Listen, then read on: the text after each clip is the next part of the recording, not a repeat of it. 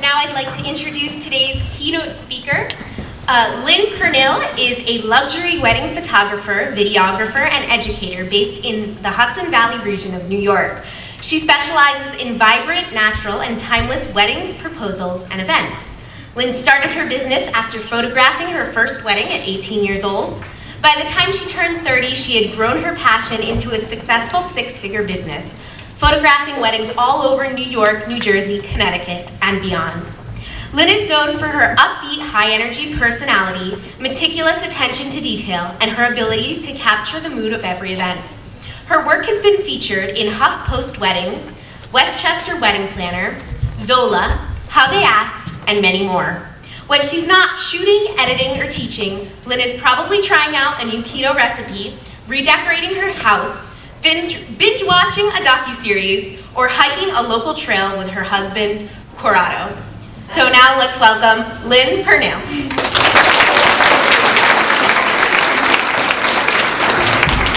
Thank you so much for having me. Today has honestly been such a sentimental day for me. CHS has a very special place in my heart. I mean, what kind of school has a principal that plays pump-up music before assemblies? And also, CHS literally catapulted my career. So it's an honor and a pleasure to be back here and to be speaking to all of you guys, the best and brightest of Monmouth County. When I was here, they used to call us that too, and at the time it just felt like over-the-top flattery.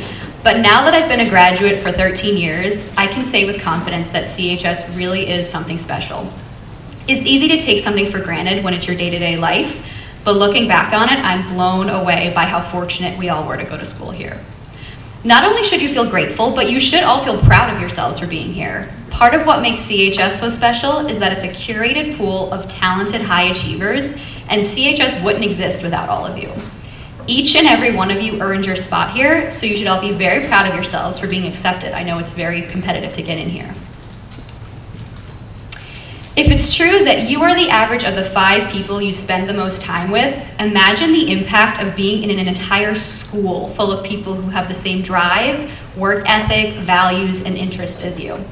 It's so meaningful to find someone that feels like a kindred spirit, someone who just gets you. The friends I made here at CHS are still, to this day, my closest friends who I feel the most aligned and connected with. In your time here at CHS, be sure to make friends, form connections, collaborate with your peers, and learn from each other. What makes the teachers here so special is that I distinctly remember feeling respected by them. They treat you like adults. They give you a lot of responsibility, they expect a lot of you, but that's because they know how talented and capable you all are, and they truly want what's best for you. Some of my teachers were actually some of the earliest supporters of my business. Mrs. O'Keefe hired me to photograph several of her family events and portraits, and I actually photographed my photojournalism teacher, Mr. Allen's wedding. When I say that CHS catapulted my career, I mean that literally. Room 105 was the room where I first picked up a camera, where I first studied photography, where I fell in love with photography, and where I decided I wanted to be a professional photographer. And here I am today, a 12-year wedding photographer with my own thriving luxury wedding photography business. But what makes CHS so special isn't just that it allowed me to discover photography, it fostered my passion for it. As a 14-year-old girl, I was given access to professional DSLR cameras and lenses. I was taught industry standard programs like Photoshop and Bridge and InDesign. The mentorship program here allowed me to shadow a real-world professional photographer, which solidified that this is what I wanted to pursue. The best way to learn what a career is really like is to witness it firsthand, which is exactly what the mentorship program here allows you to do. The clubs I was a part of allowed me to compete in state competitions like Skills USA, which resulted in me winning the Gold Award for Photography in the state of New Jersey, something that was obviously a huge resume booster and something that I got many compliments on in future interviews. The clubs here are wonderful, not just because it's another line to add to your resume, but because it'll give you ways to build your portfolio, it'll give you experience collaborating with others, it offers you opportunities to take a leadership position running one of the clubs, and it can give you opportunities to compete or perform or enter contests or exhibit your work, all of which are incredibly valuable to your careers in the future. The resources you have available to you here are literally life-changing. All you have to do is seize those opportunities. I urge you to make the most of your 4 years here. Take full advantage of the curriculum that CHS offers and the state-of-the-art facilities and equipment you have access to. By now, we've spent an entire afternoon hearing about and thinking about careers, and I just went on and on about how CHS influenced my career. So why do we put so much thought and effort into finding the perfect job? For 2 main reasons. The average person spends 90,000 hours working in their lifetime. What you end up spending your career doing is what you end up spending 1/3 of your life doing. So we want to make sure it's something we like and something that fulfills us. And 2, we want to be successful. We want to be compensated for our talents and efforts. So how can we make sure we get both? This is the trifecta of an ideal job. The goal is to find something that we love doing, that we're good at, and that people will pay us for. If it's just something you love doing and you're good at, but it's not something people will pay you for, it's just a hobby. It's an unprofitable passion.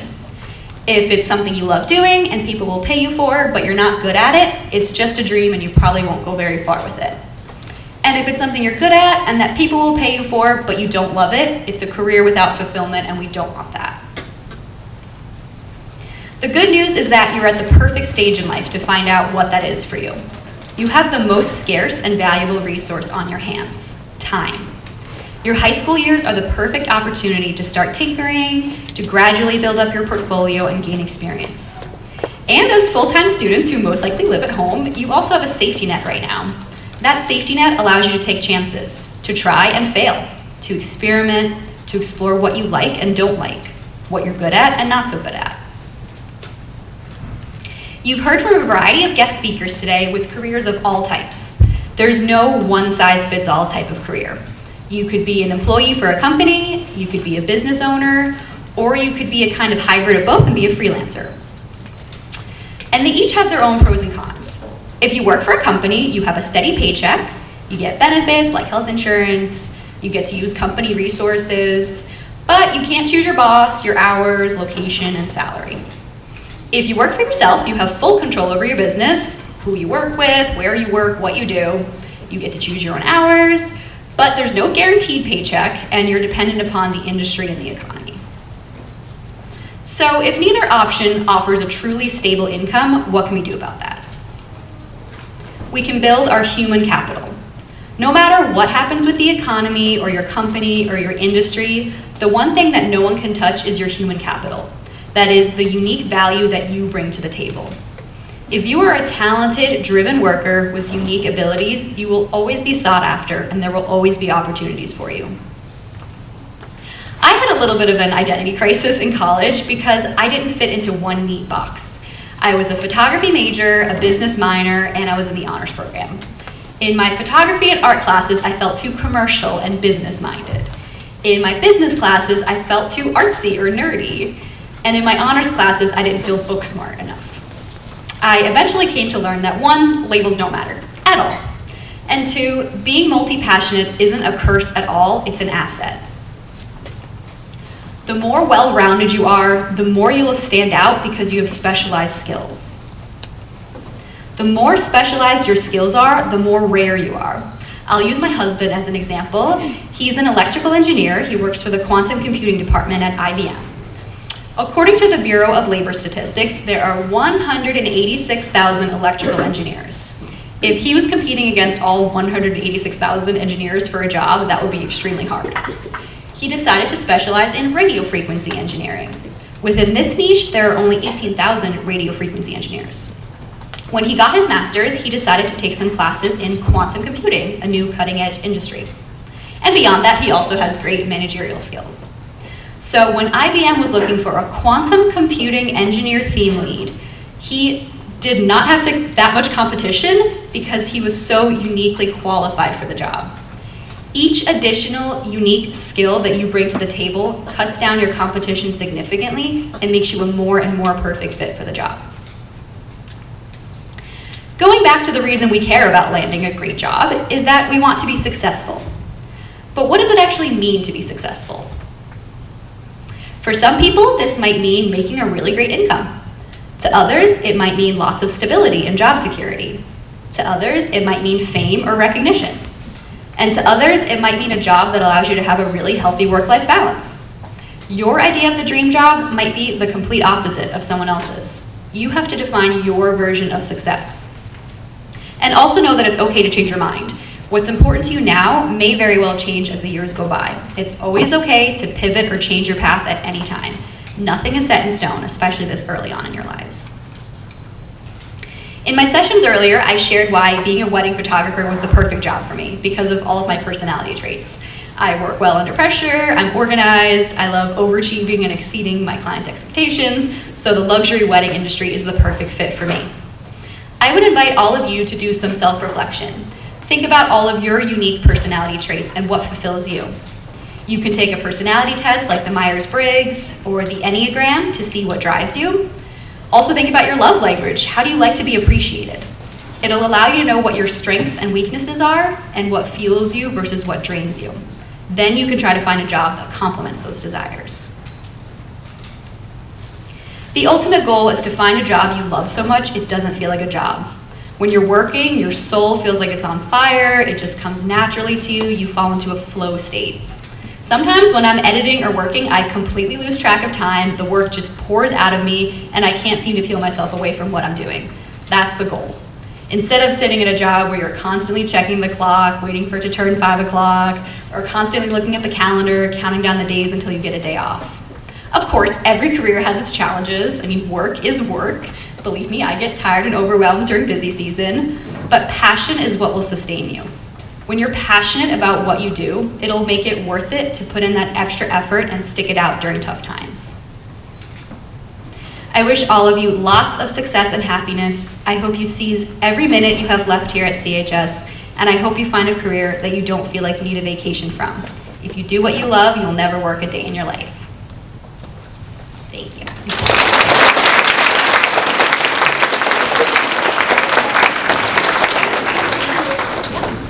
How did you narrow it down to wedding photography specifically? Yeah, great question. She asked, how did I narrow it down to wedding photography specifically? Trial and error. When I first started out, I took every job that someone offered me. I said yes to it. I literally tried everything, portraits, events, product photography, corporate photography, literally everything. Once I shot weddings, like that totally felt right. I just knew it in my gut, and that's what I specialized in ever since.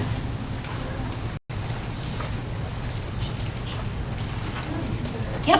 How did you choose the college? Yeah, great question. She asked, how did I choose the college I went to? I went to Montclair State University, and I'll be honest, it was actually a very easy decision because I got a full ride scholarship. Everything paid, all of tuition, all of room and board. So that's a very hard offer to say no to. But you have to balance a bunch of things when you're choosing a college. To be blunt, honestly, the biggest decision in my opinion is the economic decision. Because if you think about it, the reason you want to go to college, the reason why you would pay or, pay the tuition to go there is that you're making a bet, investing in you going farther in life. So you have to balance out the price of going to that college versus how much more income it'll give you the potential to earn. So that's a big thing to juggle. If any of you are given a full ride scholarship anywhere, I highly recommend it. Having no student debt honestly was another big factor that really impacted my life. When all of my peers had to, carefully work out their budgets to pay back those student loans, which factored into what jobs you could take, I had less of an urgency to go out there and make money, so I could take more chances early on in my career because I didn't have that huge amount of debt weighing over my head. Yeah. Another question? Yeah. When it comes down to a job that you're really good at versus a job that you really love, what should you go for? Ideally, she asked if you're going between what you're good at and what you love. Ideally, you find both. I guess you can try to make one work or the other work. So if you don't love it, see if you can tweak it to make it so that you love it. Or if you love it and you're not good at it, I guess work really hard, get lots of experience so you can get better at it. The goal is really to have both. Anybody else? Just raise your hand, holler it out. Yes? What did you major in? In college? Yeah. I was a photography major and a business minor. Technically, the major was a fine arts major with a photography concentration. I have a question. Yeah. I don't know if I missed this beginning. Word on the street is you developed a business plan here at CHS, and that's what you implemented in real life? Yeah, it wasn't like a literal business plan, but I started my business when I was here, for sure, yeah. Yeah, I mean, the first cameras I ever used were the ones that I borrowed from here. Yeah, absolutely. I started my first little, granted, I got paid like 20 bucks, 50 bucks here and there, but I started working when I was a CHS student. Yeah. What attracted you to photography compared to anything else? That's a really great question. I feel like things like that, it's so hard to put into words. You just kind of know it when you know it. Going back to like the personality tests, I think I'm a very sentimental person, and I'm very I have like intense FOMO, and photography allows me to like see sentimental moments and capture them and eternalize them. And also I just love visual arts, and photography is obviously very visual. I'm also a perfectionist, so photography editing is a really good fit for me. It literally combined everything I loved, and even like the business aspect of it. I love serving others, I love serving clients, I love overachieving, I love getting positive reviews. So literally everything just kind of came together to fulfill everything I enjoy.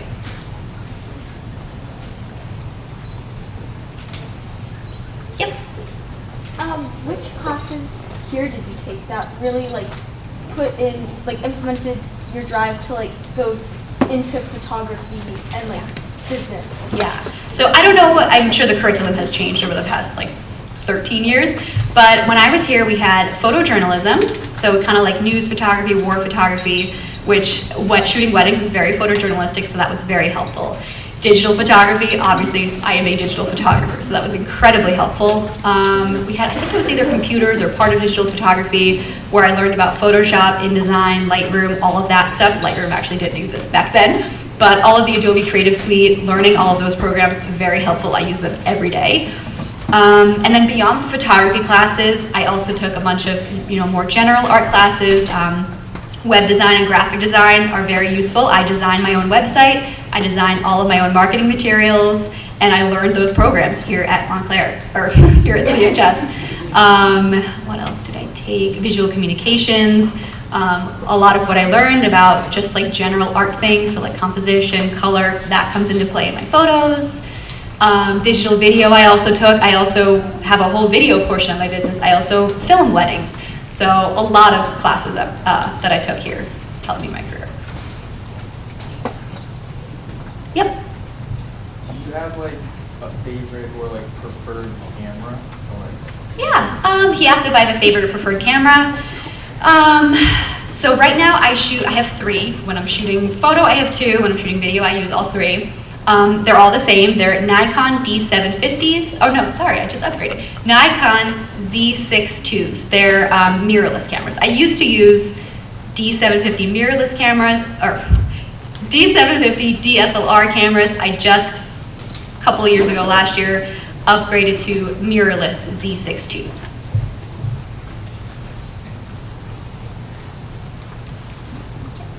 Where did you find the little job that you took in high school? She asked, where did I find the little jobs I shot in high school?